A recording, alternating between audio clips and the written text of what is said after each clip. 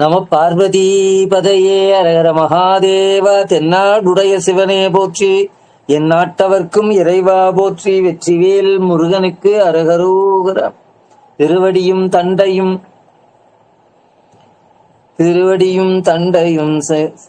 முருகா முருகா. உன்னையொழிய ஒருவரையும் நம்புகிறேன், பின்னை ஒருவரை யான் பின் செல்லேன். பன்னிருகை கோலப்பா வானோர் கொடிய வினை தீர்த்தருளும் வேலப்பா செந்தி வாழ்வே. கொள்ளித்தலையில் எறும்பது போல குலையும் எந்தன் உள்ளத்துயரை ஒழித்தருள்வாய். ஒரு கோடி முத்தம் தெள்ளி குழிக்கும் கடற்செந்தின் மேவிய சேவகனே, வள்ளிக்கு வாய்த்தவனே, மயிலேறிய மாணிக்கமே, சூலம் பிடித்து யமபாசம் சுழற்றி தொடர்ந்து வரும் காலன் தனக்கு ஒரு காலம் அஞ்சேன். கடல் மீதெழுந்த ஆலம் குடித்த பெருமான் உண்டே நமக்கு ஒரு மெய்த்துணையே. ஞானமே வடிவாகிய வள்ளி மணாளனுடைய வற்றாத தனிப்பெரும் கருணையினால் இந்த ஞான வேள்வியிலே குழுமி இருக்கின்ற அத்தனை அடியாருடைய திருவடிகளுக்கும் சிறியனுடைய பணிவான வணக்கங்கள். நீண்ட தூரம் பிரயாணம், நிறைய டிராபிக் இடைஞ்சல், 20 நிமிடம் தாமதமாவதற்காக உங்களிடம் மன்னிப்பு கேட்டுக்கொள்கிறேன். குறித்த காலத்துல வர முடியல. இல்ல அந்த தீபாவளி பர்ச்சேஸ் அது ஏதோ 2 மணி நேரமாக தாமதமாகிவிட்டது. சிறியன் இன்று பேச இருப்பது சத்தியத்தை பற்றியும் சினம் தவிர்ப்பது பற்றியும். கோபமும் சத்தியமும் ஒன்றை தவிர்க்க வேண்டும், ஒன்றை ஏற்றுக்கொள்ள வேண்டும். சினத்தை தவிர்க்க வேண்டும், சத்தியத்தை மேற்கொள்ள வேண்டும். தலையங்கம் இல்லாமல் பேசக்கூடாது, குறிக்கோள் இல்லாமல் வாழக்கூடாது. அப்பர் சுவாமி ஒரு பாட்டு பாடுறாங்க. பாலனாய் கழிந்த நாளும் பனிமலர் கோதை மாத்தம் மேலனாய் கழிந்த நாளும் மெலிவோடு மூப்பு வந்து கோலனாய் கழிந்த நாளும் குறிக்கோள் ஒன்று இல்லாமல் கெட்டேன். அப்பர் சுவாமியா குறிக்கோள் இல்லாம கெட்டார்? நமக்காக பாடுகிறார். இளமை காலத்தையும் வீணாக்கிறோம். திருமணமான புதில இருக்கிறதுலயும் குடும்பத்துல இருந்து நம்ம உலக சிந்தனையிலே இருக்கிறோம். அப்புறம் வயசான உடனே மூப்பு துயரம் தெரியல. பாலனாய் கழிந்த நாளும், பாலன்னா குழந்தையா இருக்கிறது. பனிமலர் மார்த்தம் மேலனாய் கழிந்த நாளும், திருமணம் செய்து புதித வாழறது.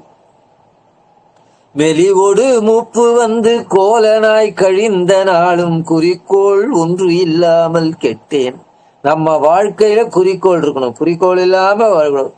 இந்த நாய் குடு குடு குடுன்னு அந்த பக்கம் ஓடும், அது ஏன் போச்சுன்னு திருப்பி குடுகுடுன்னு ஓடி வரும். விலங்குகள் அப்படி இருக்கலாம், நாம் அப்படி இருக்கலாமா? நாம மனித பிறவி 6 அறிவு படைத்த நாம் எதற்காக பிறந்தோம், ஏன் பிறந்தோம், நம்மை பிறப்பித்தவர் யார், இதற்கு முன்னாடி நாம் எப்படி இருந்தோம், இதற்கு பிற்பாடு நம்முடைய வாழ்க்கை எப்படி, இறைவன் என்றால் யார், இந்த சமூகம் என்றால் என்ன, சமயம் என்றால் என்ன, நாமாவா இங்க பிறக்க முடியுது, எப்படி பிறந்தோம், இனி நாம் சென்று அடைய வேண்டிய நிலை என்ன, இதையெல்லாம் சிந்திக்கணும். அதான் சிந்திக்கிலேன் நின்று சேவிக்கிலேன் என் தந்தை சிற்றடியை வந்திக்கிலேன் என்பார் மணிவாசகர். திருமங்கை ஆழ்வார் சொல்வார், கொன்றேன் பல்லுயிரை குறிக்கோள் ஒன்று இல்லாமையினார். அதனால நம்ம வாழ்க்கையில ஒரு குறிக்கோள் இருக்கும். சின்ன சின்ன குறிக்கோளாக இருக்கும். வாரியார் சாமி என்ன குறிக்கோள்னா, முருகப்பெருமானை வழிபாடு செய்யாமல் தண்ணீரும் பருக மாட்டார்கள். 3/4 மணி நேரம் ஆகும் அந்த வயலூர் முருகனுக்கு அபிஷேக ஆராதனை செய்து சிவ பூஜை செஞ்சு எல்லாம் முடியறதுக்கு குறைஞ்சது 45 நிமிடம் ஆகும். அந்த வயலூர் முருகப்பெருமானுக்கு வழிபாடு செய்யாமல் தண்ணீரும் பருக மாட்டார். ரயில் எவ்வளவு தாமதமாய் 3 மணி ஆச்சாலும் சரி, 2 மணி ஆனாலும் சரி, நிகழ்ச்சி நேரமாச்சு நேர மேடைக்கு போயிடுவார். பிற்பாடு பேசி முடிச்சு குளிச்சு பூஜை பண்ணிட்டு தான் சாப்பிடுவார். அப்படி ஒரு விரதம் அவங்க வாழ்க்கையில, அப்படி ஒரு குறிக்கோள். இறைவனை வணங்க. இப்போ நான் சின்ன விஷயம் சொல்லுவாங்க, கந்தையானாலும் கசக்கி கட்டு, அதெல்லாம் ஆச்சார கோவிலே இருக்குது. இந்த மாதிரிலாம் அவையார் நம்ம எந்த துணியா இருந்தாலும் துவைக்காம கட்டக்கூடாது. கூழானாலும் குளித்து குடின்னுவாங்க. குளிக்காம நம்ம சாப்பிடக்கூடாது, குளிச்சுட்டு தான் சாப்பிடணும். சூரிய உதயத்துக்கு முன்னாடி எழுந்துக்கணும். இதெல்லாம் ஆச்சார கோவையில சொல்லி இருக்கு. அதுபோல நம்ம ஒரு சின்ன சின்ன குறிக்கோள், நான் உங்களுக்கு எளிமையா சொல்றேன்.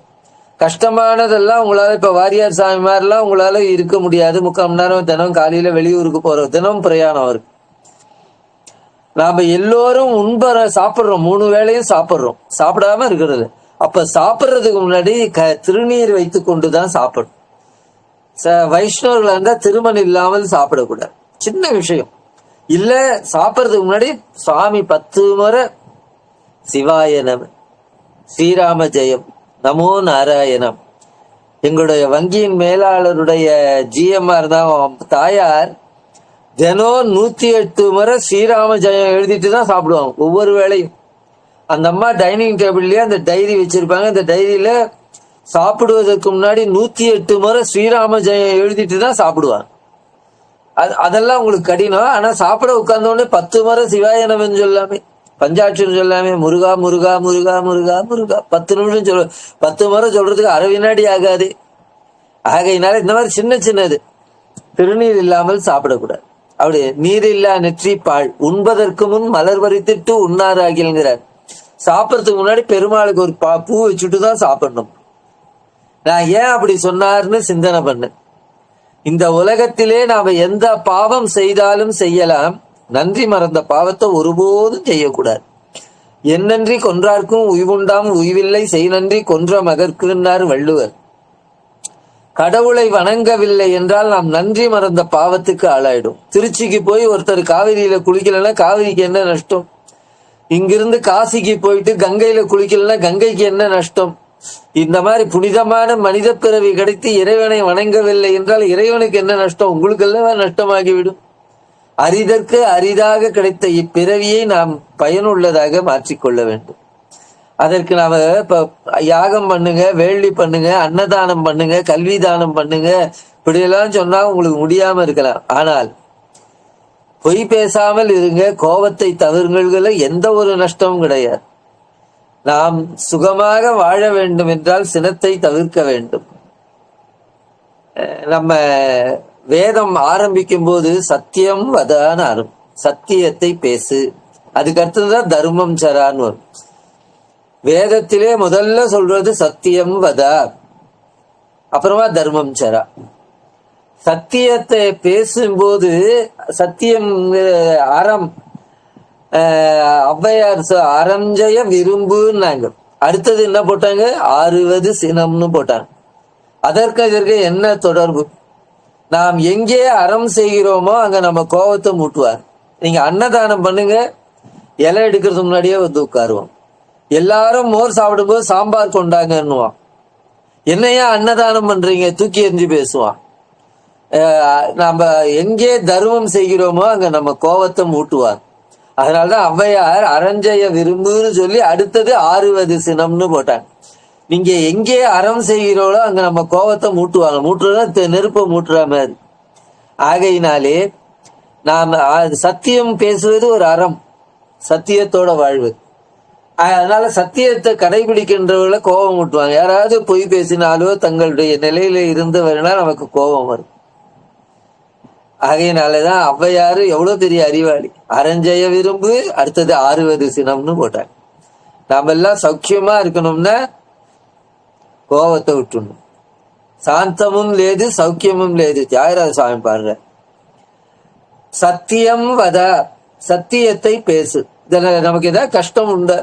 பொய் பேசுறதுக்கு தான் நிறைய ஞாபகம் வச்சுக்கணும், எல்லாம் பண்ணும். உண்மை பேசுவதற்கு கடினம் அல்லவே. ஆகையினாலே சத்தியம் வதா, பொய் பேசாம இருக்கணும். மருந்து உண்பவர்கள் பத்தியத்தோட இருக்கணும். ஜுரம் வந்தவங்கள பத்தியமா இருக்கணும். அதுபோல இறைவனை அனுசந்தானம் பண்றவங்க, கடவுளை வணங்குகிறவர்கள் சத்தியத்தோட. நோயாளிகள் மருந்து சாப்பிடுறவங்க பத்தியத்தோட இருப்பாங்க. தெய்வத்தை நாம் தொடர்பு கொள்கிறவர்கள் சத்தியத்தோட இருக்கணும்.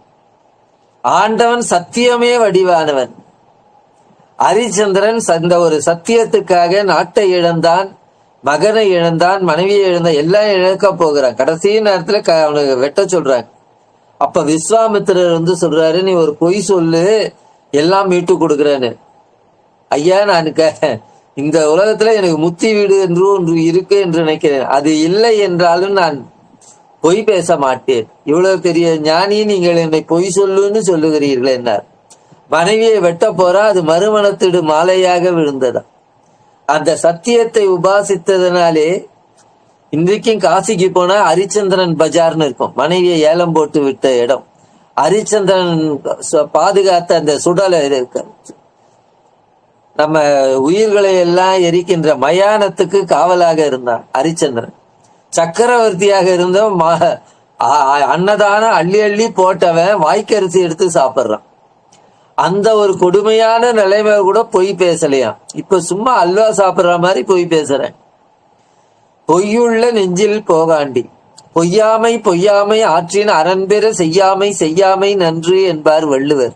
நீ வேற எந்த அறமும் பண்ணாதடா, பொய் பேசாம இரு என்றார். பாம்பன் சுவாமிகள் 1929 சித்தி அடைந்தவர்கள். அவருடைய நண்பர் உடையநாயகம் பிள்ளைன்னு பேரு, அப்பாவுன்னு அவர் பேரு. அப்புறமா தான் பாம்பன் சுவாமின்னு பேரு, அப்பாவு. அவர் சொன்னாரு, நான் பழனி போக போகிறேன். அவருடைய நண்பர் கேட்டார், என்ன சாமி உத்தரவான்னு கேட்டார். சாமி உன்னை கூப்பிட்டாரு கூட, யாராவது திருப்பதிக்கு போறேன்னா பெருமாள் உன்னை கூப்பிட்டாரான்னு கேட்பார். அப்படி கேட்ட உடனே ஆம் என்று சொன்னார். பாம்பன் சுவாமிகள் பழனி ஆண்டவர் உத்தரவான்னா ஆம் என்று சொன்னார். அன்று மாலை நேரம் தினப்பிரதோஷம் பேர். தினப்பிரதோஷம் சாயந்தரம் 6 மணி. அதனாலதான் நம்ம தினம் விளக்கேற்றுவோம் 6 மணிக்கு. அந்த நேரத்திலே ஜபம் பூஜை ஜபம் பண்ண எங்க இருந்தாலும் அந்த 6 மணிக்கு அதாவது சூரிய அஸ்தமனம் சூரிய உதயம், காலை சந்தி மாலை சந்தி என்பார்கள். அந்த சந்தியில ஆண்டவனை வணங்க வேண்டும். அப்பொழுது 10 முறை சிவாய நம பஞ்சாட்சரம் சொல்லும். அப்பொழுது அவர் தினம் தியானம் பண்ணுவார். அந்த தியானத்திலே ஒரு கரிய பெரிய உருவம் தோன்றியதா அவர் இருக்கிற அந்த வீட்டிலே.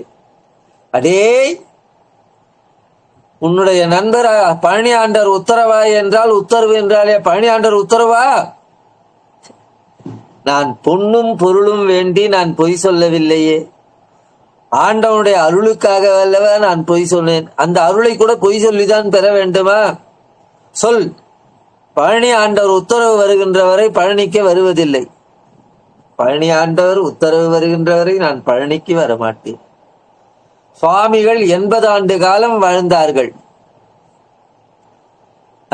தினந்தோறும் பூஜையிலே தென்பழனி ஆண்டவா உத்தரவு குடு உத்தரவு குடு உத்தரவு குடுன்னு கேட்டார். அவர்கள் 1929 சித்தி ஆகின்ற வரை பழனி ஆண்டவர் உத்தரவே கொடுக்கணும். ஒரு பொய் சொன்னதற்காகவே பழனி, அவரு காசி ராமேஸ்வரம் பல காஞ்சிபுரம் எல்லா கஷேத்திரங்களும் போனார். காசி பார்க்கவே இல்லை. அதுதான் சுவாமி எழுதுகிறார்கள், நான் ஒரே ஒரு சிறிய பொய் சொன்னதற்காக பழனி ஆண்டவர் என்னை கடைசி வரை தண்டித்து விட்டார், பழனி நான் தரிசிக்கவே இல்லை என்று எழுதுகிறார்கள். ஒரு பொய் சொன்னதற்கு. சுந்தரமூர்த்தி நாயனார் 4வரிலே ஒருவர், யோக ஞானத்தின் யோகன் என்ற அந்த மார்க்கத்துக்கு தலைவர், தம்பிரான் தோழர்னு பேர். சிவபெருமானுக்கு 2 பேர் தோழர்கள், ஒன்று சுந்தரமூர்த்தி நாயனார், இன்னொருத்தர் குபேரன். சுந்தரமூர்த்தி நாயனார் தம்பிரான் தோழர்னு பேரு. இங்க சென்னையிலே திருவொற்றியூர்னு பேர். திருவொற்றியூர் ஸ்தலம். அங்க சங்கிலி நாச்சியாரை பண்ணி அவரை திருமணம் செய்து கொள்ள வேண்டும் என்று எண்ணுகிறார். என்னை விட்டு பிரிய மாட்டேன் என்று மகிழ மரத்துக்கு சத்தியம் பண்ணி கொடுக்கிறார். அவருக்கு பங்குனி உத்தரம் சுவாமி திருவாரூர் சுவாமி மேல காதல். அந்த திருவாரூர் போக வேண்டும் என்ற எண்ணம் சத்தியத்தை மீறி காலடி எடுத்து வச்சார். அதனால திருவொற்றியூர் காலடிப்பேட்டைனே ஒன்று. சுவாமிகள் அந்த திருவொற்றியூரை எடுத்து கால் அடி எடுத்து வைத்தார். 2 கண்ணும் குருடா போச்சு. ஒரு சத்தியத்தை மீறியதற்காக சுந்தரமூர்த்தி நாயனார் தம்பிரான் தோழர்னு பேரு, மேருகிரிக்கு மேல தவம் செய்தவர், 2 கண்ணும் குருடா போயிட்டார். போய் காஞ்சிபுரத்துல அழறாரு. அப்புறம் சிவபெருமான சனியனே திட்டுறாரு, என்ன போய் இப்படி இடிச்சுன்னு விடனே என கண்ணு தெரியாம பண்ணிவிட்டியான்னு. பிற்பாடு பாடல் பெற்று 2 கண்களையும் பெறுகிறார். அவ்வளவு பெரியவரும் சுந்தரமூர்த்தி நாயனார் சத்தியத்தை மீறதுக்கு கண்ணு போயிடுது. வாரியார் சாமி நம்மள கேக்குற, நம்ம இவ்வளவு பொய் பேசுறவே நம்மள ஏன் தண்டிக்கிறது இல்லைன்னு நமக்கு தோணும் இல்லை. அவங்கெல்லாம் ஒரு பொய் சொன்னதுக்கும் சத்தியத்தை மீறினதுக்கும் தண்டிக்கிறாரே சிவபெருமான், நாம இத்தனை பொய் சொல்றோமே நம்மள ஏன் தண்டிக்கலன்னு வாரியார் சாமி அதுக்கு சொல்ற. பள்ளிக்கூடத்திலே சேர்ந்த மாணவனைத்தான் ஏன்டா ஹோம்ஒர்க் பண்ணல, ஏன் யூனிஃபார்ம் போடல, ஏன் புஸ்தகம் கொண்டு வரலன்னு கேட்பார். தெருவுற போற பிள்ளைய வாத்தியார் ஏன் கேட்கிறார்? அதுபோல நம்ம தெருவுற போற பிள்ளை மாதிரி இருக்கிறோம், நம்மள கண்டுக்காம இருக்கிறான். இன்னொன்னு, இந்த சட்டையை அழுக்கா போனா துவச்சிக்கல, இந்த கந்த துணின்னு சொல்லுவாங்க, இந்த கார் துடைக்கிறதுக்கு இதுக்கெல்லாம் ஒரு அழுக்கு துணி இருக்கும். அந்த அழுக்கு துணியை எப்படி எவ்வளவு துவைச்சாலும் தேருமே. அது மாதிரி பல பல ஜென்மாவிலே நாம் பொய் சொல்லி பொறாமைப்பட்டு கோபப்பட்டு நம்ம உள்ளத்தை அழுக்காக்கிட்டோம். ஆகையினாலே நம்ம கந்த துணி மாதிரி இருந்தா நம்மள எப்படி துவைக்க முடியும்? ஒரு துணி அழுக்கு இருந்தா துவைச்சுடலாம். ஆகையினாலே இறைவனை அனுசந்தானம் பண்றவங்க சத்தியத்தை உபாசிக்கணும். இன்னொன்னு சொல்லட்டுமா? வாரியார் சுவாமிக்கு தாத்தா, வாரியார் சுவாமிக்கு அப்பா பேரு மல்லையதாஸ் பாகவதர். மல்லையதாஸ் பாகவதரோட அப்பா பேரு சாமி அண்ணா, எனக்கு கொள்ளு தாத்தா. சாமி அண்ணா அவர்கள் வேலூருக்கு பக்கத்திலே காங்கேயநல்லூர், காட்பாடிக்கும் வேலூருக்கும் நடுவில் இருக்கிறது காங்கேயனுக்கு நல்ல ஊர். காங்கேயன்னு முருகனுக்கு பேர், கங்கையில தவழ்ந்ததுனால அவனுக்கு காங்கேயன்னு பேரு. அவருக்கு நல்ல ஊர் என்பதனால் பாலாற்றங்கரையிலே சுப்பிரமணிய சுவாமி கோயில், ஊருக்கு நடுவுல சுப்பிரமணிய சுவாமி கோயில், மேல் பகுதியில பெருமாள் கோயில், இந்த பக்கம் சிவன் கோயில். ஏற்கனவே நான் சொல்லியிருக்கிறேன், அக்ரகாரம் என்றால் ஒரு முனையிலே சிவன் கோயில், ஒரு முனையிலே பெருமாள் கோயில், அதுக்குதான் அக்ரகாரம்னு பேர். அந்த உயர்ந்த அந்த முருகன் ஸ்தலத்திலே வாரியார் சுவாமிக்கு தாத்தா பேரு சாமி அண்ணான்னு பேரு. அப்பொழுதெல்லாம் கார்த்திகைக்கு எல்லாம் வேலூர் 55 மைல், திருவண்ணாமலை 55 மைல். இப்பெல்லாம் நம்ம ஒரு கிலோமீட்டர் போக ஷேர் ஆட்டோல போறோம், நடக்கிற பழக்கமே எல்லாம் போச்சு. எல்லாரும் நண்பர்கள் எல்லாம் சேர்ந்து ஊர்ல இருந்து 10-20 பேரா கார்த்திகை தீபம் அண்ணாமலையாரை கார்த்திகை தீபத்துல சேவிக்கிறதுக்காக போறாங்க. அடுத்த வாரம் சஷ்டி வரும், அதுக்கப்புறம் கார்த்திகை மாசம் கார்த்திகை தீபம் வரும், ரொம்ப விசேஷம். அண்ணாமலையில அந்த ஜோதியை பார்த்துதான் அந்த ஊர் மக்கள் எல்லாம், ஒரு 20-30 கிராமங்கள்லாம் இருக்கும், அண்ணாமலையாருடைய ஜோதி தீபத்தை பார்த்து விட்டுதான் சாப்பிடுவார்கள், அதுல விரதமா இருப்பாங்க. ஆகையினாலே 55 மைல் நடந்தே போகிறார். இப்பெல்லாம் நமக்கு கொரோனா வந்தது போல அந்த காலத்திலே காலரா என்ற நோய் அப்பெல்லாம் பரவி இருந்தது, காலரான்னு நோய். இப்ப எப்படி நம்ம கொரோனாக்கு பயந்தோம், அப்ப காலராக்கு பயம். அங்க திருவண்ணாமலையிலே சாவடி போட்டு எல்லாரையும் ஊருக்கு வரவங்களெல்லாம் கேட்பாங்க, அண்ணாமலையார சேவிக்க வரோம், உங்க ஊர்ல கால்ரா இருக்கா? ஆம் சொன்னா வெளியில போயிடணும், உள்ள போக கூடாது. அவங்க எழுதி இருக்கிறாங்க எந்தெந்த ஊர்ல எல்லாம் கால்ரா இருக்கு. அப்படி பார்க்கும்போது வேலூர் பக்கத்துல இருக்கிறாங்க, அந்த ஊரு இந்த ஊரு எல்லாம் இருக்குன்னு எழுதி வச்சுக்கிறாங்க. எல்லாரும் இதை தெரிஞ்சுக்கணும் என்ன பண்றாங்க, சாமி அண்ணாவோட, அதாவது வாரியார் சுவாமி தாத்தாவோட போனவர்கள் எல்லோரும், நாங்க பக்கத்துல அரக்கோணத்துல இருந்து வரோம், குடியாத்தத்துல இருந்து வரோம், அப்படியே எல்லாம் வேற வேற வேலூர்னு சொல்ல, வேலூர்னு சொன்னா உள்ள அனுப்ப வேண்டாம். இவருக்கு காங்கேய நல்லூர்னு சொன்னாரு. உங்க ஊர்ல கால்ரா இருக்கான்னு கேட்டாங்க. யாரு? வாரியார் சுவாமி தாத்தா. ஆமா, எங்க ஊர்ல கால்ரா இருக்கு. அப்ப நீ ஊருக்கு போக கூடாது, வெளியில போ. 55 மைல் நடந்து போய் கார்த்திகை தீபத்திலே அண்ணாமலையாரை தரிசிக்கவில்லை. கூட வந்த நண்பர்கள் எல்லாம், நான் சாமி அண்ணா, நாங்கெல்லாம் பொய் சொல்லிட்டு குடியாத்தம் அரக்கோணம் இப்படி வேறு வேறு ஊர்கள் எல்லாம் சொல்லி போயிட்டு வந்தோம், நீ ஏன் உண்மையை சொன்ன? நீயும் பொய் சொல்லிட்டு வந்துக்கலாமே, 55 மைல் நடந்து வந்து அண்ணாமலையாரை பார்க்காமல் வந்து விட்டேனாராம். அதற்கு சாமி அண்ணா சொன்னாராம், சத்தியத்தை பேச வேண்டுமே தவிர பொய் பேசக்கூடாது. அப்படி பொய் சொல்லி அண்ணாமலையாரை சேவிக்க கூடாது. சத்தியமே வடிவானவன் இறைவன், சத்தியம் வதான்னு சொல்லி இருக்கு. ஆகையினாலே நான் பொய் சொல்ல மாட்டேன் என்று அவர்கள் வரலாறுல எழுதியிருக்காங்க. வாரியார் சாமி எழுதுறார். அப்படி உத்தமமானவருக்குத்தான் வாரியார் சுவாமி பேரனா பிறந்தார். இதெல்லாம் நன்மையை சொல்றேன். நீங்கள் சத்தியத்தை பேசினால் உங்கள் வாக்கு பலிதான் அதிகமாகும். பேசுவதற்கு பல அங்கங்கள் உண்டு. வாரியார் சாமி சொல்றார், முதல்ல பேசும்போது உண்மையே பேசுக. அதான் அவர் சொல்ற முதல் வார்த்தை, உண்மை பேசுக. அடுத்தது நிதானமாக பேசு. வேக வேகமா பேசினா அடுத்தவங்களுக்கு புரியாது. நீ உனக்கு எல்லாம் தெரியுங்கிறதுக்கு வேகமா பேசக்கூடாது, அவங்களுக்கு நம்ம சொல்ற கருத்து போய் சேரும். நிதானமாக பேசு. அப்புறமா சபையறிந்து பேசு. இந்த சபையிலே சொல்லலாமா சொல்லக்கூடாது. குழந்தைகளா இருக்கிற இடத்துல போய் சைவ சித்தாந்த கருத்து எடுத்து சொல்லாம, பெரிய சபையில போய் குழந்தைங்களுக்கு சொல்ற மாதிரி காக்கா கதை சொல்லாம, அதான் சபையறிந்து பேசுக. அம்மா சமயம் அறிந்து பேசுக. எல்லாரும் சாப்பாட்டுக்கு போற நேரத்துல நீ பேச ஆரம்பிச்சுன்னா யாரும் கேட்க மாட்டாங்க. சமயம் அறிந்து பேசுக. அப்புறமா ஒரு வார்த்தை சொல்றாரு, பேசாதிருந்தும் பழகுக. வளவளான்னு பேசினே தேவையில்லாம பேசுவார். பயனில் சொல்லாமைன்னு ஒரு அதிகாரமே போடுறார். ஆதாளியைன்னு கந்தர் அனுபூதியில வரும். வீண் வார்த்தை பேசுறது. இந்த ஒலி வருகிற அணிகள் தண்டை சிலம்பெல்லாம் காலில் இருக்கும், ஒலி இல்லாத சுட்டி தலையில இருக்கான். அதிகமா வளவளான்னு பேசினா நம்ம மதிப்பு குறையும். தேவையானதை மட்டும்தான் பேசும். ஆகையினாலே சத்தியத்தை பேசினால் கடவுள் கருணையை நாம் பெறலாம். அதனால்தான் வள்ளல் பெருமானார் சொன்னார், ஒருமையுடன் நினது திருமலரடி நினைக்கின்ற உத்தமதம் உறவு வேண்டும்.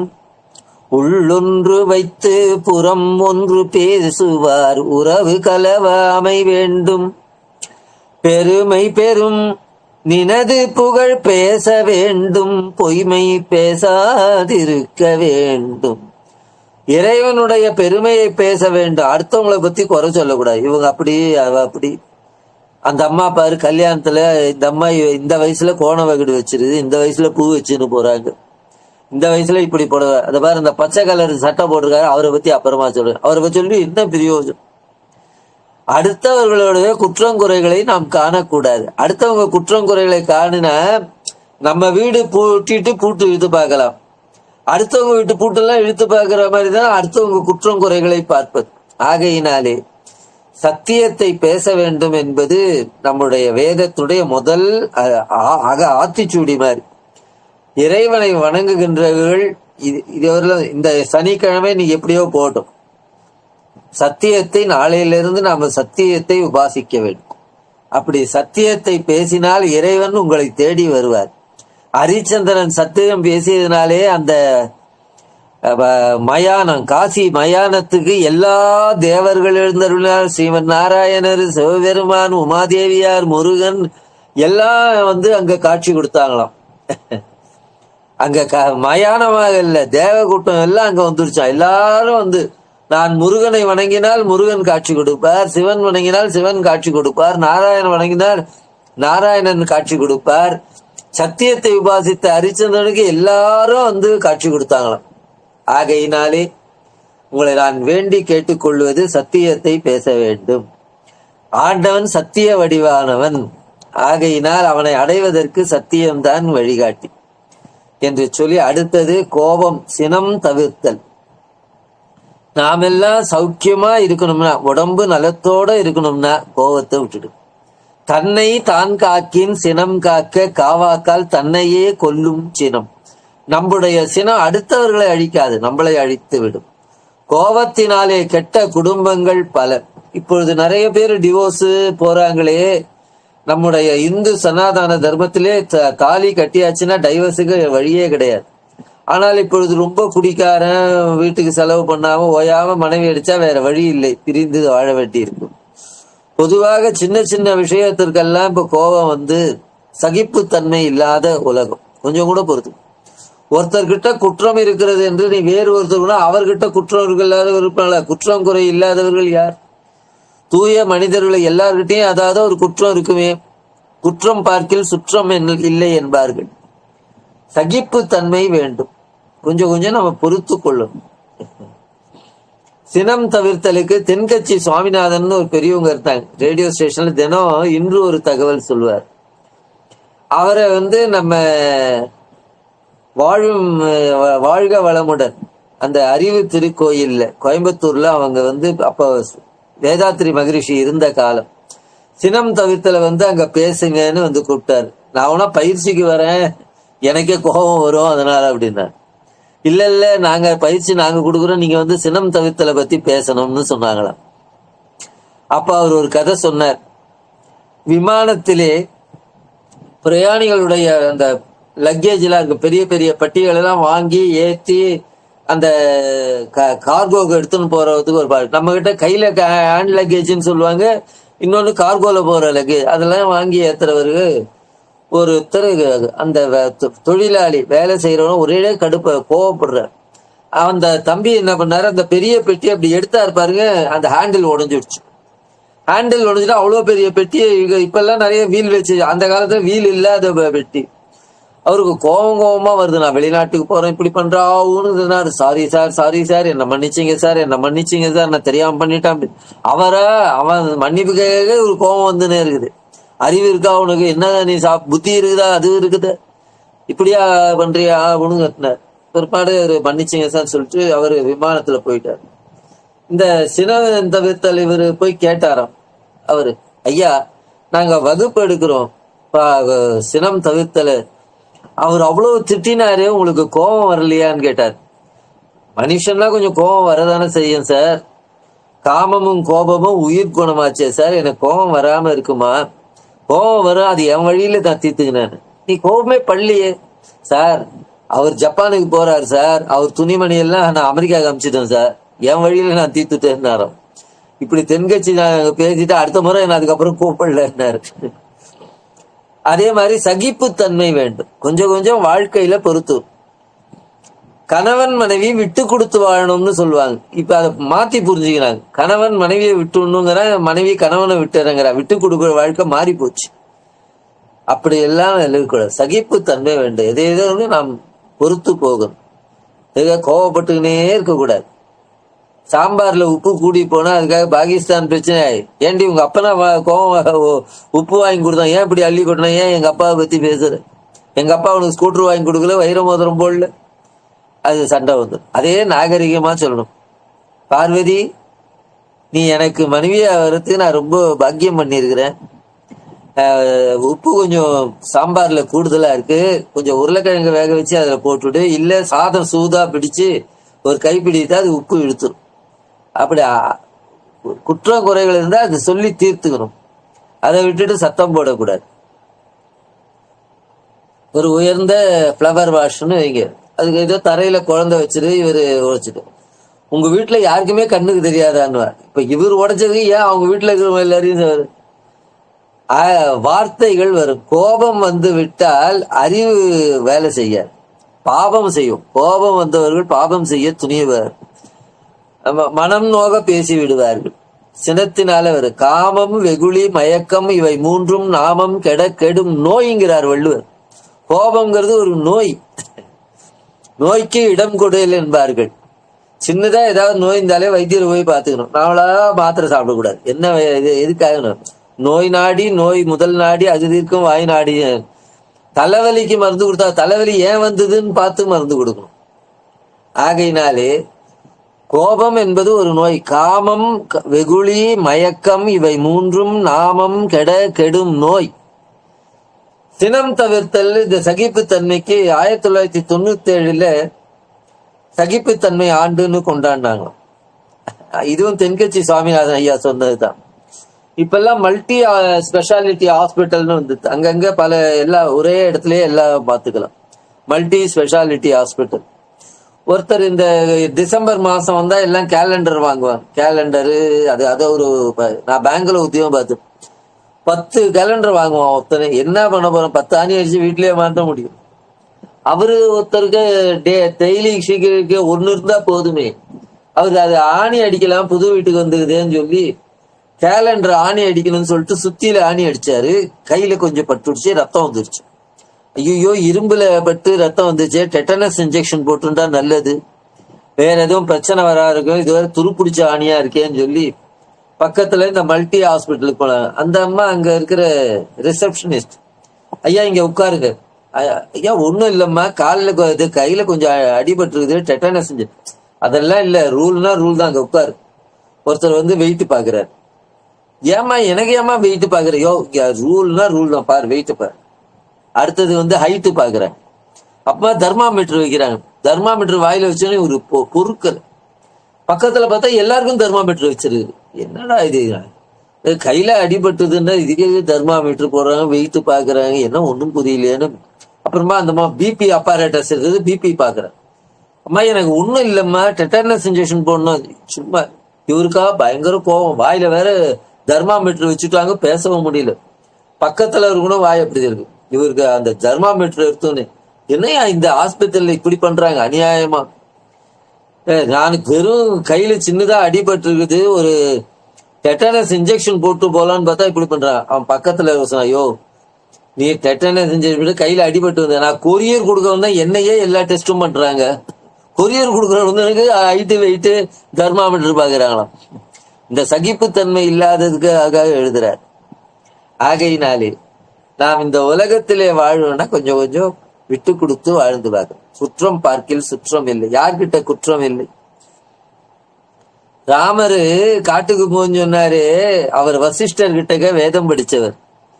யாரா இருந்தாலும் அவரு ஒன்னும் ராஜ்யம் கேட்கல. அவரை வீணா கூப்பிட்டு நாளைக்கு முடிசு விட்டு விடான்னு. அவர் 6 மணி நேரம் ஆறுறதுக்குள்ளேயே கூனி நுழைஞ்சி கௌசல கைகை வரம் வாங்கி மாறி போச்சு. கௌசலை அம்மா ராமர் பட்டாபிஷேகம் ஆக்கி காலில் வந்து விழ போறாரு. அம்மா காத்து நிற்கிறாங்க. இவர் தனியா போய் நின்னாராம்.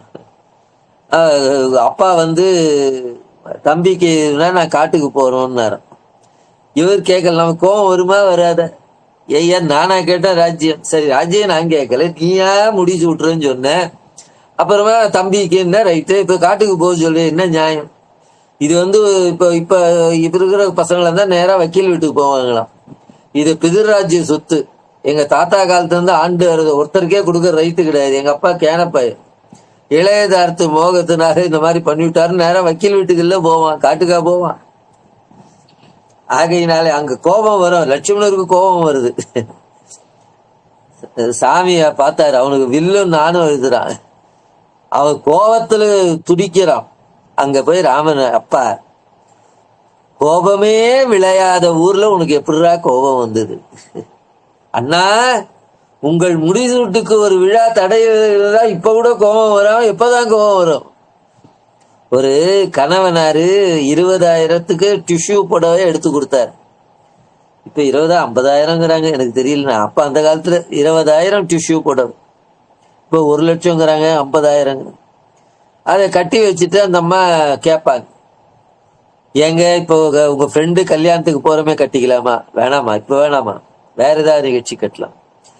அப்புறம் கோயில் கும்பாபிஷேகம், அம்மா இப்ப வேணாமா, இப்ப அந்த டிஷ்யூ புடவை கட்ட. அந்த அம்மா வாங்கி 6 மாசம் ஆச்சு, அதை எப்ப கட்டலாம். அவங்க தம்பி கல்யாணம் வந்துடுச்சு. தம்பி கல்யாணத்துக்கு அந்த அம்மா எடுத்தாங்க. அவர் இப்ப எடுக்காத, அடுத்த மாசம் என் தம்பி கல்யாணம் வருது, என் தம்பி கல்யாணத்துக்கு கூட எடுக்காத டிஷ்யூ கூட எதுக்குன்னு அந்த அம்மா கோபம் வரும். அதுபோல ராமர் பட்டாபிஷேகத்துக்கு இடையூறு வரும்போது கூட கோபமாகிய டிஷ்யூ புடவை எடுக்கலாம், எப்பதான் எடுக்கிறதுன்னு அவர் கோபப்பட்டார். அப்போ பகவான் சொல்றார், அற்புதமான பாடல் கம்பராமாயணத்துல, நதியின் பிழை அன்று நரும் புனல் இன்மை. அப்பா பாலாத்துல தண்ணி இல்லைன்னா அது நதியின் பிழை இல்லப்பா, மழை இல்லை. குடகு மாட்டுல மழை பெஞ்சா தானே இங்க வரும். நந்திமலை, பெங்களூர் நந்திமலையில தான் அது உற்பத்தி ஆகுது பாலாறு. அங்க தண்ணி மழை வரலன்னா ஆத்துல தண்ணி இல்லை. நதியின் பிழை என்று நரும் புனலின்மை, பதியின் பிழை என்று, நம்ம அப்பா பிழை அல்ல, தாயின் மதியின் பிழை என்று, மகன் பிழை என்று. பரதன் தப்பு இல்லப்பா, நம் விதியின் பிழை என்றார். இதுக்கு ஏண்டா விகரு? அண்ணா விதி விதி என்று மதி இழக்க நான் தயாராகவில்லை. ராமர் சொன்னார், வேதம் படித்த வாக்கினாலே விதி இல்லை என்று சொல்லலாமா? மறை தந்த நாவால் வாய் தந்தது கூறியோ?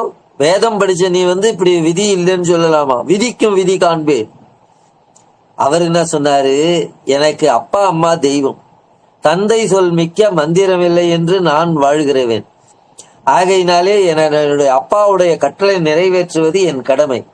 இவன் என்ன சொல்றான், எனக்கு தசரதர் அப்பா கிடையாது, அப்பா அம்மா எல்லாம் நீங்க தான். அப்ப சரி, உன்னுடைய உரிமையில நான் தலையிடலை. எனக்கு தாய் தந்தையர் தசரதரும் கௌசலையும். அப்பா சொல்ல நான் மீற மாட்டேன்.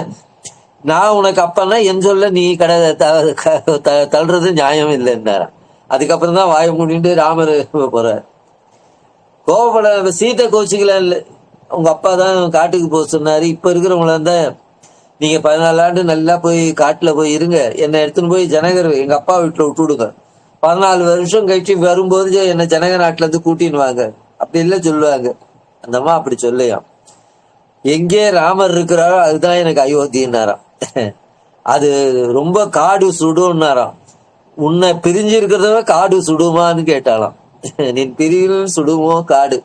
எந்த இடத்துல எல்லாம் நமக்கு கோபம் வருமோ அந்த கோபத்தை தவிர்க்கும். சரி ஐயா, நீங்க கோபம் வர்றது சரின்னு சொல்லிட்டீங்க, அதுக்கு முறை சொல்றார் வாரியார் சாமி. சொல்றார், கோபம் வருங்கும் போது முதல்ல அந்த இடத்த விட்டு நீங்க போயிடு. அங்கேயே இருந்தா கோபம் வந்துகினே இருக்குமா.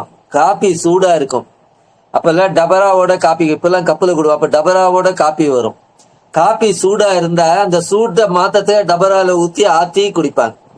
கப்பன் சாசர்ல இருக்கும்போது காபி சூடா இருந்தா அந்த சாசர்ல ஊத்தி குடிப்பாங்க. அந்த இடம் மாறினா சூடு குறையும். கோபமும் சூடும் ஒன்றுதான். அதனாலதான் டபரால மாத்தினாலும் சாசர்ல ஊத்தினோடனே சூடு குறையும், இடம் மாறினாலே.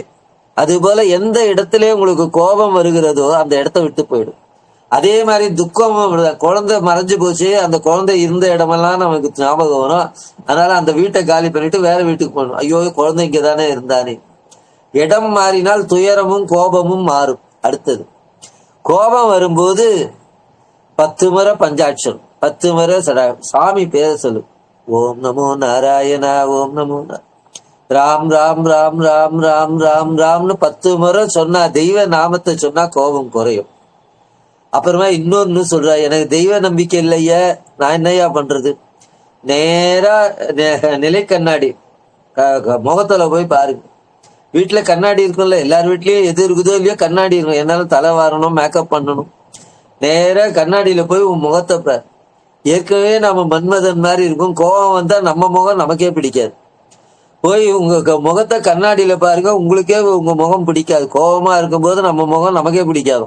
இதெல்லாம் வாரியார் சுவாமி சொல்ற டிப்ஸ். ஆகையினாலே கோபம் வராம இருக்கணும். கோபத்தை மூட்டுறாங்கன்னா அந்த இடத்த விட்டு போயிடணும். அங்கேயே இருந்தா கோபம் வந்துனே இருக்கும். கோபம் வந்தா வார்த்தைகள் தடித்து விழும். ஒரு வார்த்தைக்கு ஒரு வார்த்தை, நீ அப்படி சொன்னியே, நீ அப்படி சொன்னியே ஆயுசுக்கும். ஒருவரை கல்லால் அடிச்சா கூட பொறுத்துக்கலாம், சொல்லால் அடிக்கூடாது. ஒருவரை மனம் நோக பேசிவிட்டால் அது அவர்களை கொலை செய்வதற்கு பாவம். அந்த அளவுக்கு பாவமான செயல் கொலை செய்வதற்காக.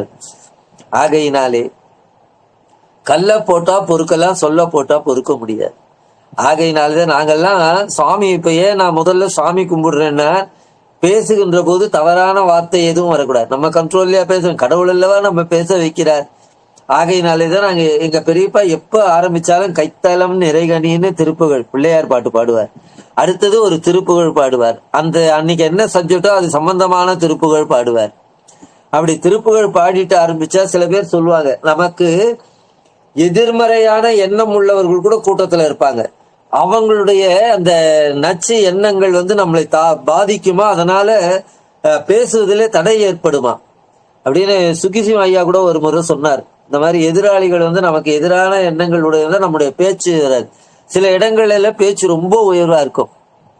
நம்ம இலங்கை ஜெயராஜ் ஐயா அவர்கள் சொன்னார்கள், அவர்கள் இளமை காலத்திலே நல்லூர் கந்தசுவாமி கோயில்ல வாரியார் பிரசங்கம் தொடர்ந்து நடக்குமா, 10 நாள் 20 நாள்.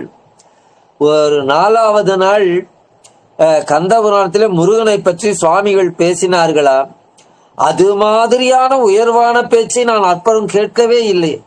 அப்படி ஒரு உயர்வான பேச்சு அப்படின்னாரு. காரணம் என்ன என்றால், அங்கிருந்த அத்தனை முருகருடைய அடியாருடைய எண்ணங்களும் வாரியார் சுவாமிக்கு முருகனுடைய திருவருள் முழுவதும் பதிந்திருந்ததால் அன்று அவர் பேசிய பேச்சை எடுத்து நான் பல இடங்களில் பேசி இருக்கிறேன். அவ்வளவு உயர்வான பேச்சு அப்படி என்றார். அப்ப எதிரில இருக்கிற எங்க பெரியப்பா கூட சில இடங்கள்ல ஆஸ்திரிய சமாஜத்துல பேசும்போது அவர் பேச்சு ரொம்ப உயர்வா இருக்கும். காரணம் ஆடியன்ஸ். அவர்கள் இப்ப நான் ஆடியன்ஸே இல்லாம பேசுறேன், கடவுள் திருவருளால. எல்லாரும் எங்கெங்கயோ இருக்கிறாங்க, ஆஸ்திரேலியால இருக்கிறாங்க, கனடால இருந்து கேக்குறாங்க. பல பேர் பல இடங்கள்ல இருந்து கேட்க. இப்ப நீங்க எல்லாம் கோயம்புத்தூர் ஒருத்தர், பெங்களூர் ஒருத்தர், திருச்சி ஒருத்தர். ஆனா நான் எதிரில் பார்க்கல, இருந்தாலும் அப்படி எதிரில் இருக்கிற மாதிரி நினைத்து கொண்டு பேசுகிறேன். கடவுள் முருகன் எதிரிலேயே இருக்கிறார், பூஜை பண்ற முருகன் எதிரிலேயே இருக்கிறார். தெய்வம் போல இருந்தாலும் அந்த சுவாமி நமக்கு அருள் செய்தனால்தான் வாக்கு நல்லபடியா. அதனாலதான் நம்ம எந்த ஒரு காரியம் இருந்தாலும் பிள்ளையார குட்டிக்காம ஒரு காரியம் மஞ்சள்ல பிள்ளையார் வச்சு செய்வாங்க. எங்க வீட்டுக்கு இந்த தீபாவளி பலகாரம் செய்யறவரு கோதுமை மாவே பிள்ளையார் மாதிரி வச்சுட்டு பூஜை பண்ணிட்டு செய்யறாரு. அரிசி மாவுல பிள்ளையார் வச்சுப்பார். நாம எல்லாம் இறை வணக்கத்தோட தான் ஆரம்பிக்கணும். எப்பயுமே நான் உங்களுக்கு எல்லாம் ஒரு வேண்டுகோள், வெளியில புறப்படுறீங்களா, எங்க பாட்டி எனக்கு சொன்னது, சுப்பிரமணியம் சுப்பிரமணியம் சுப்பிரமணியம்னு 3 முறை சொல்லிட்டு போ, எந்த துன்பமும் வராது. வெளியில போகும்போது வீட்டுக்கு இதுல எங்க பெரியப்பா திருத்தணி முருகன் படம் வச்சிருப்பார். எப்ப சாமி வெளியில வந்தாலும் அந்த திருத்தணி முருகனை கும்பிட்டுட்டு தான் வெளியில போவார். அப்புறமா கந்தர் அந்தாதியில ஒரு பாட்டு இருக்கும், சேயவன் புந்தி வனவாசம்ங்கிற பாட்டை சொல்லிதான் கார்ல ஏறுவார். எந்த இடையூறு வராமல காப்பாத்திருவார். அந்த பாடல் சொல்லிதான் போவார். கந்தர் அந்தாதியில சேயவன் புந்தி வனவாசம்னு அந்த பாடலை சொல்லாம வெளியில இதுவரையிலும் போனதே கிடையாது. அவ்வளவு நாளும் சுவாமி நம்ம எல்லாம் மறக்க கூடாது. சுவாமி நீங்க பழகிட்டீங்கன்னா, என்னை நான் மறைக்கணும் சொல்லும்னா நமச்சிவேன். நான் எப்போ தோட்டத்திலே போய் பூ பறிக்க, ஒவ்வொரு பூ பறிக்கும் போதே ஜபம் செய்வேன். கீரை ஆயும் போது கூட வீட்டுல கீரையை ஆஞ்சி கொடுப்பேன். ஒவ்வொரு கீரையை ஆயும் போதும் பகவன் நாமாவை சொல்லிக்கினே இருப்பேன், சடாட்சரம் சொல்லிக்கினே இருப்பேன் மனசுல. தனியா தியானம் பண்ணல. இது எனக்கு யார் சொல்லி கொடுத்தாங்க? காந்தி. ராட்டை நூத்துக்குனே ராமநாமம் சொல்லுவாராம். தனியா ராமநாமம் சொல்லலாம், ஆனா ராட்டை நூத்து ஒரு வேளையில விடும். அதே மாதிரி பத்திரிகையாளர்கள் பேட்டி காணனா வாக்கிங் போகும்போதே வர சொல்லுவார். வாக்கிங்கும் போயிடுவாராம், பத்திரிகையாளர் ஒரு வேளையில பெரியவங்க எல்லாம் 2 வேலை பார்ப்பாங்க. அதுபோல நம்ம தொழில இருக்கும் போதே பிள்ளையார் பட்டியில வேதம் படிக்கிறார்கள் மாணவர்கள்லாம். பிரம்மச்சரியத்தோட இருந்து 4 வேதங்களும் படிச்சு அவங்களுக்கு சர்டிபிகேட் கொடுக்கணும். 3000 சர்டிபிகேட். வாரியார் சாமி கிட்ட கையெழுத்து கேட்கறாங்க. எல்லாருக்கும் அந்த படித்த மாணவர்கள்லாம் படிப்பு முடிஞ்சோடனே அந்த சர்டிபிகேட் கொடுக்கறது கேட்கறாங்க. ஐயோ சாமிக்கு நேரம் இல்லை, 3000 கையெழுத்து போட்டு எவ்வளவு நேரம் ஆகும்? நம்ம ஸ்டாம்ப், ரப்பர் ஸ்டாம்ப் மாதிரி சாமி இதை அடிச்சு சாமி கையெழுத்து சீலை இல்லைங்க, சாமியோட ஒரிஜினல் கையெழுத்தே வேணுங்க. சாமி சொன்னா சரிப்பா நான் போட்டு கொடுக்குறேன்னு சொல்லிட்டு வாங்கி 3000 கையெழுத்து போட்டார். ஏன் சாமியே பண்ணக்கூடாது? அப்பா 3000 முறை நான் கையெழுத்து போடும்போது, ஒரு முறை நான் கையெழுத்து போடும்போது 3 முறை சடாட்சரம் சொல்லிடுவேன். இந்த 3000 கையெழுத்து போட்டா 3 × 3 9000 முறை நான் ஜபம் பண்ண புண்ணியம் வரும். சாமி வேலையா இருக்காங்கன்னு யாரும் என்கிட்ட வீண் வார்த்தை பேசாம இருப்பாங்கன்னு சொல்லி சாமி கையெழுத்து போட்டு கொடுத்தாராம். அவங்களுடைய எண்ணம் எப்படி இருக்கு பாருங்க. ஏன்பா என் கை வலிக்குமே அப்படிலாம் இல்லை, அதுலயும் புண்ணியம் அடிக்கிறாங்க. அதே மாதிரி தாய்மார்கள் கொஞ்சம் சுடத்தண்ணி வைக்க லேட்டானா ஆகும்னு கத்துவாங்க. ஏங்க சாமி ரயிலுக்கு போனா இன்னும் சுடுதண்ணி வைக்கலே ஆகணும். ஏப்ப தாய்மார்களை விரட்டாதீங்கப்ப, சுடுதண்ணி ஆகட்டும், நான் ஜபம் பண்ணின்னு இருக்கிறேன்னு. நான் பூஜை பண்ணிட்டு நான் இப்ப குளிச்சுட்டு சாமிக்கு பூஜை தானே, இப்பவே நான் ஜபம் பண்ண ஆரம்பிக்கிறேன், விரட்டாதீங்க பண்ணுவார். அப்படி பெரியவங்கள்லாம் நான் வாரியார் சாமி கோபம் வந்ததே பார்த்தது. ஒரு முறை அவருக்கு திருச்செந்தூர்ல பணி செய்யறவரை ஒரு விரதமா இருக்கிறாங்க. அந்த வீட்டு அம்மா, காரைக்கால் அம்மா, சாமி எங்க வீட்டுல வந்துருக்கிறீங்க, இந்த ஒரு ஆப்பிளாவது சாப்பிடுது.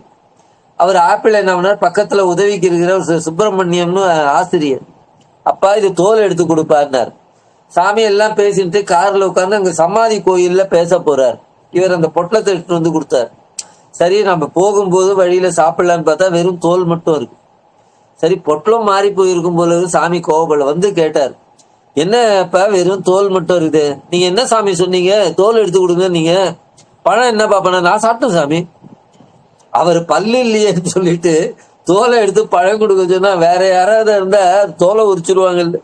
அவருக்கு அவரு எங்க மிருதங்க வித்வான் ராஜேந்திரன் பேரு. சாமி உங்களுக்கு இது கூட கோபம் வரலையா? ஏன்பா கடவுள் சில பேர் கண்ணு இல்லாம இருக்கிறாரு, காது இல்லாம படைக்கிறாரு, கை இல்லாம எல்லாம் படைக்கிறார். அவருக்கு பாவம் அறிவு வைக்கல. அறிவு இல்லாத பிரம்மாவோட குற்றமே தவிர அவன் குற்றம் இல்லையே. இவனுக்கு ஏன்டா அறிவு வைக்கலும், பிரம்மாவை தான் கோச்சிக்கணும், இவனுக்கு கோச்சின்னு என்ன பண்றதுங்கிறார். எந்த ஒரு விஷயத்தையும் சாமிகளை அணுகுகின்ற முறை, நமக்கு கோபம் வரும், அதை மாத்திக்கணும். வயது ஆக ஆக குறைய வேண்டாமா? இளமையில கோவப்பட்டுருக்கலாம், எல்லாம் பண்ணலாம். பக்குவமான உன்னையும் கோபத்தோடயே கடைசி வரலும் இருந்த சில பேர் சொல்லுவான், வயசானவங்க வீட்டுல இருந்தாலே நெருப்பு இல்லாமையே புகையுமா. ஒன்னும் இருக்காது. சும்மா பேரன் வந்து பாட்டியை கேட்பான், பாட்டி எத்தனை இட்லிக்கு சாப்பிட்ட? என்ன உங்க அம்மா கேட்க சொன்னால? இந்த பாட்டி கோபம் வரும். குழந்தை ஆசையா கேக்குது எத்தனை இட்லி சாப்பிட்டேன்னு, உங்க அம்மா கேட்க சொன்னால அவளுக்கு என் வயிற்றுச்சு அப்படின்ட்டு பேசும். அதனால எந்த இடத்துல கோபம் வருமோ அந்த இடத்த கோபம் வர இடத்துல நம்ம தவிர்க்கணும். போலீஸ்கார்கிட்ட வழியில பிடிச்சி இருந்ததுன்னா அவரு கோச்சின்னா நடக்குமே, அந்த கோபத்தை மனைவி கிட்ட காட்டுவான். எங்க கோபம் செல்லுமோ அங்கதான் கோபத்தை அடக்கணும். செல்லிடத்துக்கு சினம் காப்பான், அல்லிடத்தில் காக்கினின் காவாக்காலன். வள்ளுவர் சொல்லாததே இல்லை. செல்லிடத்து சினம் காப்பான், அல்லிடத்தில் காக்கினேன் காவாக்காலியன். மேனேஜர் சத்தம் போட்டு எடுத்து பேச முடியுமா? இங்க வந்து குழந்தைங்களையும் இந்த மற்றவங்களையும் திட்டுருவார். ஆகையினாலே கோபத்தை தவிர்த்து கொள்ளுங்கள். வீட்டுல 10 பாகத்தம் தேய்க்கிற அம்மா கொஞ்சம் லேட்டா வந்தாள். முடியுமா? ஏன் லேட்டா வந்த? அம்மா குழந்தைக்கு உடம்பு சரியில்லை, கார்பரேஷன் ஆஸ்பத்திரிக்கு போனேன், ஒரு லேட் ஆயிடுச்சுமா, என்ன கொஞ்சம் மன்னிச்சுங்கம்மா. ஏண்டி ஐயா இன்னைக்கு ஊருக்கு போறாருன்னு தெரியுமா? நீங்களாம் ஏண்டி குழந்தைய பெத்துக்கிறீங்க? அந்த அம்மா அந்த பக்கமா போய் துணியை எடுத்து கண்ணீரை இப்படி துடைத்தால், முந்தானியிலால் இப்படி துடைத்தால் நம்ம செல்வம் தேர்ந்து விடுமா. அல்லல் பட்டு ஆற்றாத அழுத கண்ணீர் செல்வத்தை தேய்க்கும் படை என்றார். ஏழைகள் வீட்டுல கண்ணீர் விடக்கூடாது. மாமியார் மருமகளை அழ வைக்க கூடாது, மருமகளும் மாமியார அழ வைக்க கூடாது. யார் துக்கப்பட்டு அல்லல் பட்டு ஆற்றாத அழுத கண்ணீர் செல்வத்தை தேய்க்கும் படை. அப்படி மனம் நோக கண்ணீர் விட்டால் அந்த வீட்டுல செல்வம் அழிந்து போகும். வள்ளுவர் சொல்றார், சிறியன் அல்ல. வள்ளுவர் சொன்னா அது சுப்ரீம் கோர்ட் ஜட்ஜ்மெண்ட் மாதிரி. ஆகையினாலே இந்த 2 விஷயங்களும் கஷ்டம் போல தெரியும். ஆனா இன்று முதல் நீங்க இது செல்லு வந்த உடனே வீட்டுல இருந்துன்னா பஸ் ஏறிட்டேங்கிறான், தமிழ்நாட்டுல இருந்து நான் சிங்கப்பூர்ல இருந்து பேசுறேங்கிறான், அல்வா சாப்பிடுற மாதிரி பொய் சொல்றாங்க. அதனால சத்தியத்தை உபாசித்தால் இறைவனை காணலாம். கோபத்தை தவிர்த்தால் உங்கள் உடல் நலமாக இருக்கும். கோபம் உள்ளவர்களுக்கு நட்பு இருக்கிறாது, யாருமே இருக்க மாட்டாங்க. அந்த ஆள்கிட்ட யாரையா பேசணும், நாய் மாதிரி வள்ளுன்னு விழுவாங்க. ஆகையினாலே நாம் மனிதராக இருக்க வேண்டும். வீட்டுல கேட்ட ஐயா எங்க போய்கிறார், அது எங்க போய்க்குதோ, ஏன்னா அவன் ஒழுக்கம் இல்லைன்னா அது எங்க போயிருக்கணும். இவனே சொல்லுவான், கோபம் வந்தா நான் மனுஷனா இருக்க மாட்டேன்டா, கோபம் வந்தா மனுஷனா இருக்க மாட்டான், கோபம் வந்தா மனுஷனா இருக்க. நாம் மனிதராக இருக்கிறவர்கள் மனிதராக இருந்து புனிதராக மாறுவதற்கு சத்தியமும் இந்த 2 விஷயங்களும் வாரியார் பல இடங்களில் வற்புறுத்தி எழுதியிருக்கிறார்கள். அதனால் சினத்தை தவிர்த்தால் நாம் சுகமாக வாழலாம். அதான் தியாகராஜ சுவாமி சொல்லுவார், சாந்தமும் லேது சௌக்கியமும் லேது. நீங்க சாந்தமா இல்லைன்னா சௌக்கியமா இருக்க முடியாதுங்கிறார். அவங்கதான் தேவ வாக்கு அதெல்லாம் என்று சொல்லி, நான் இன்று தாமதமாக வருவதற்காக உங்களிடம் மன்னிப்பு கேட்டுக்கொள்கிறேன். இந்த சனி ஞாயிறுல நிறைய ப்ரோக்ராம், நாளைக்கும் ஒரு கோயில்ல பேசணும். சிவன் கோயில்ல திருமுறை விழா, சிவபெருமான் கருணை என்ற தலைப்பிலே நாளை பேச இருக்கிறேன். ஆகையினாலே இதுகாலம் மிக பொறுமையாக இருந்த உங்கள் பொன்னார் திருவடிகளுக்கு சிறிய நன்றி கலந்த பணிவான வணக்கத்தை சொல்லி, எல்லோரும் வாழ எங்கும் நிறைந்த முருகப்பெருமான் திருவடிகளை வணங்கி, வாழ்க வாழ்க வாழ்க வளம்பல சூழ்க என்று சொல்லி, கனிவாய் வள்ளி தெய்வானை கனவா முனிவாயனில் யான் எங்கு அடைவேன் முத்தா அருணை முனிக்கு அரசே, இனி வாதனையால் அடிநாயேன் என்றும் குன்றாவனம் வாழ சனிவாரமதில் வந்தருள்வாய் தயவார் வயலூர் பதி போற்றி என்று முருகப்பெருமான் திருவடி மலர்களை வணங்கி, நமக்கு சஷ்டி வருகிறது. அந்த 6 நாளும் எப்பவும் முருகனை கும்பிடலாம். இந்த விசேஷமாக 6 நாள் முடிந்தவர்கள் ஒருவேளை உண்டு உண்ணாமல் இருப்பர் நோப்பர் என்பார்கள். நோன்பினாலே பல பல நலன்கள் வரும். இல்லர் பலராகிய காரணம் நோற்பார் சிலர் நோலாதார் பவர் என்பார் வள்ளுவர். இந்த உலகத்திலே இல்லாதவர்கள், வீடு இல்லாதவர்கள், நிலம் இல்லாதவர்கள், கார் இல்லாதவர்கள், ஆரோக்கியம் இல்லாதவர்கள், அறிவில்லாதவர்கள், இப்படி இல்லாதவர்கள் தான் நிறைய பேர். இலர் பலராகிய காரணம் நோற்பார் சிலர் நோலாதார் பவர். சிவபெருமானுடைய அஷ்ட விரதங்கள்ல தீபாவளி ஒன்று, கௌரி நோன்பு என்பார்கள். ஆகையினாலே அந்த சஷ்டியின் போது முருகப்பெருமானை காலையும் மாலையும் முடிந்தால் திருப்புகழ் சொல்லுங்கள். முதல் நாள் திருப்பரங்குன்றம் திருப்புகழ், 2வது நாள் திருச்செந்தூர் திருப்புகழ், 3வது நாள் திருவாவினன்குடி பழனி திருப்புகழ், 4வது சுவாமிமலை திருப்புகழ், 5வது திருத்தணி திருப்புகழ், 6வது பழமுதிர்ச்சோலை திருப்புகழ் என்று அந்தந்த நாளைக்கு ஒரு திருப்புகழை சொல்லுங்கள். சத்தியமாக சொல்லுகிறேன், முருகன் கனவிலே வந்து உங்களுக்கு உதவி செய்வார். சத்தியம். படுக்கும்போது சுவாமி என் கனவுல வான்னு சொல்லி முடிந்தவர்கள் விரதம் இருங்க. நோயாளிகளுக்கு தேவையில்லை. சர்க்கரைவாதியா பட்னியா இருந்தா உடம்பு கெட்டு போயிடும். நலிந்தோர்க்கில்லை நாளும் கிழமையும். ஆகையினாலே முடிந்தவர்கள் விரதம் இருந்து நோன்பு இருந்து இறைவனை வணங்கினால் எல்லா நலன்களும் கிட்டும் என்பது பெரியவர்களுடைய வாக்கு என்று உங்களுக்கு இதையெல்லாம் நினைவுபடுத்தி இந்த வார்த்தையை இந்த அளவிலே நிறைவு செய்து கொள்ளுகிறேன். நன்றி, வணக்கம். நம பார்வதீபதையே அரகர மகாதேவா. தென்னாடுடைய சிவனே போற்றி, என் நாட்டவர்க்கும் இறைவா போற்றி. வெற்றிவேல் முருகனுக்கு அரகரோகர. நன்றி, வணக்கம்.